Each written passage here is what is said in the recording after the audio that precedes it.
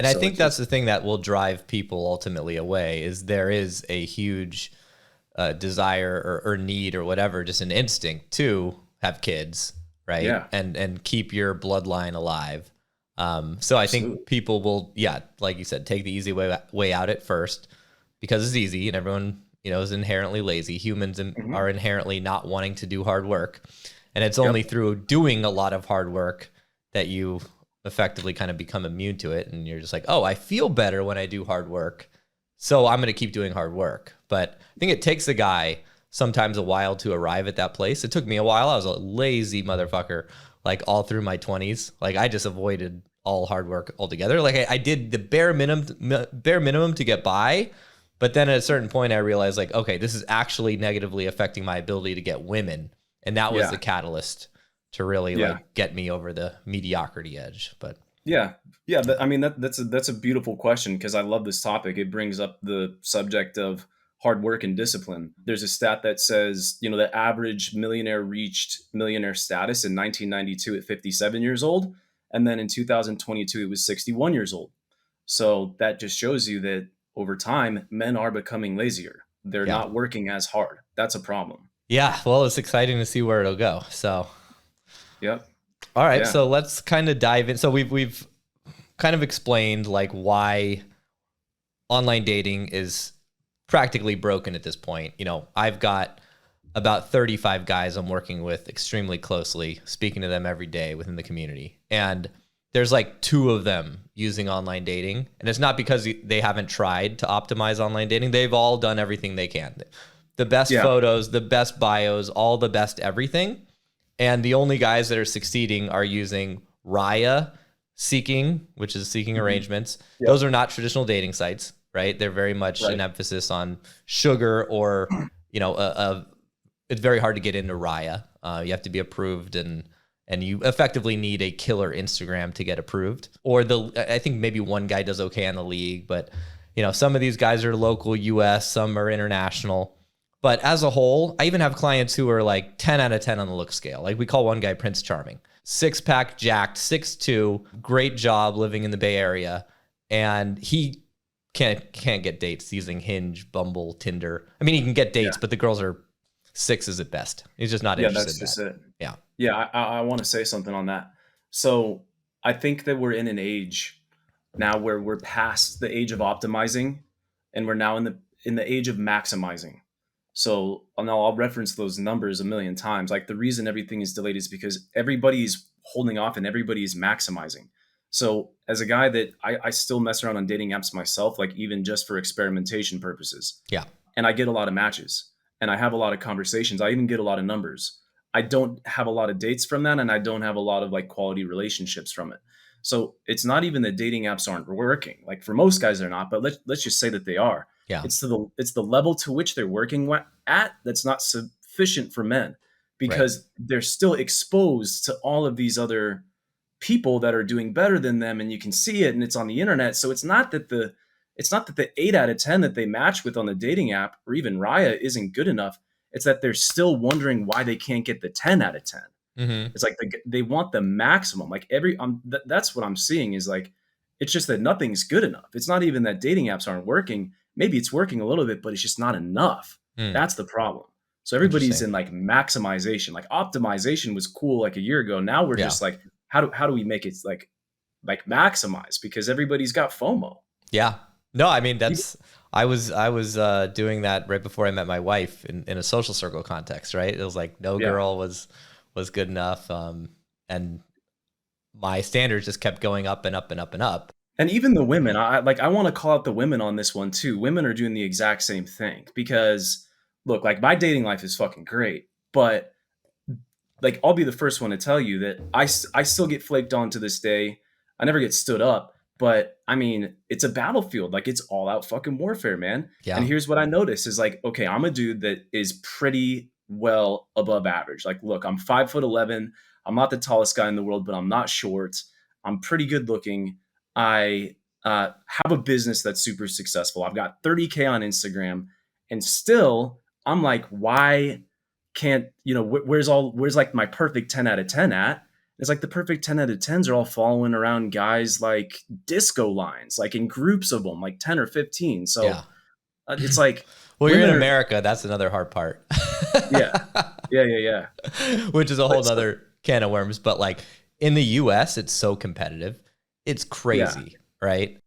yeah. Women are doing it too. Like Yeah. guys are not satisfied. Women aren't satisfied either. Like, and it's all just this whole disparaging thing about like everybody, like the women are holding out for their Kevin Durant and the guys are holding out for Megan Fox. Like Yeah. that's why they're not happy with the dating apps, because dating apps could probably get the guy in question perfectly fine, like perfectly quality relationships. Just the fact that he's like not down for that because he's still looking for the way to get to the next level. And Right. that's why it's going to take him another year or 2 years or the next coach or the next program or whatever to figure it out, is because just people aren't satisfied. So it's just, all maximization now. So, then it kind of becomes like this whole existential crisis thing. And I don't know if you or I have the answer for that. I know that I don't. I just know that in general, men need to become better and improve themselves. And I can tell you how to do that. I Yeah. might have a little answer because I went through the existential crisis myself, right? Having a ridiculous amount of optionality, yet still feeling that I could still do better. And also having the biological clock starting to tick in my late 30s of like, well, I do want kids and I do want a family. And Yeah. I don't want to be like the super old dad. And at a certain point, the way that I dealt with that was I effectively just like gorged myself at the buffet of women and adventure and experiences. Mm. And Dan Bilzerian said the same thing on his interview that like eventually if you have like a ridiculous need for, call it validation or call it sexual adventure, whatever you want to call it, right? At a certain point, it will become normal, just like anything. The marginal gain associated with the next thing will be less and less and less. And that's what I experienced. Just like every new conquest was like not quite as cool as the last one. And eventually I was like, okay, I just kind of feel like I won this game. I don't really need to play it anymore. And then that's when my wife showed up, and it was a great fit because she was unlike most of the other girls who were very much still interested in optimization and playing the game and getting, the best Uber of the best and not happy with anything. And she was just like, you're awesome. Let's have a family. I'm like, perfect. You're trustable and you're all the things I'm looking for. So, and I've heard that a lot from guys too. Like once they get to a certain level, after a while, it just becomes not that fun to play. And then if they find somebody that they really click with, it's worth getting out of the game. So I've been married now for almost 3 years, together with her for almost 5. And like that desire I used to have, like see a hot girl or like this opportunity, like that has basically gone down to almost nothing. So I'm just much more content and happy with not having to care about that. Yeah. So do you believe that the solution there, or the takeaway, is essentially that guys should just really aim to get to that point as quickly as possible? Yeah. Like maybe even ideally earlier on, or what do you think about timing wise for you? Because you said about 38, right? Yeah. I mean, I wasted so many years in relationships that I deep down knew I shouldn't have been in. Yeah. Right. I probably could have gotten there by maybe, I don't know, 33, 34, 35. But there's also a maturity I feel like you have to get to with age as well. But if I was coaching somebody, like, I mean, I feel like you could get there very quickly. You could get there and I don't know, you might even be very close to being there now. But it's like, I just found that when you're in a relationship, and mine weren't necessarily even monogamous relationships. I was in a 3-year open relationship with a really hot girl. We were having threesomes all the time and going to sex parties and you name it, what have you, trying all the crazy stuff. But I knew deep down I wasn't going to be with her forever. It was more of like, if I really look in the mirror, I was like, okay, yeah, I was having fun and getting laid and doing all the things, but like I would have been moving faster if I was purely single and building my network and building myself into what I thought I was a 10, right? I had to realize that, okay, Robbie, you're effectively a 10, right? You've optimized as much as you possibly can. And I was happy with where I had gotten. So, Yeah. yeah. So here's another question for you, because this is a question that I have, and this is probably a question that other guys have, and it's kind of like a chicken or the egg type of question. So for me, I feel like and I'm close, like you said, but I'll get to a point in my life where I'm ready to make a phase change into like building and grinding mode, and then into family and husband mode, right? Like I feel like there'll come a point where I do want to do that. That is a desire that I have. I've got parents that are getting older, grandchildren. That's all necessary. Like I need all of that at some point. Right. Do you think that time comes when a man just naturally becomes ready at a certain point internally first? Or is it that somebody comes along and then ships him internally, like from the outside in? Is it an inside out thing or is it an outside in thing? Good question. I think it could be either, actually. I think investment levels are the most important things in relationships, right? If you both feel like you both got a little bit lucky, if she adores you, that's obviously better. Like you want the woman to feel like she got a better deal because they're always a little bit more hypergamous.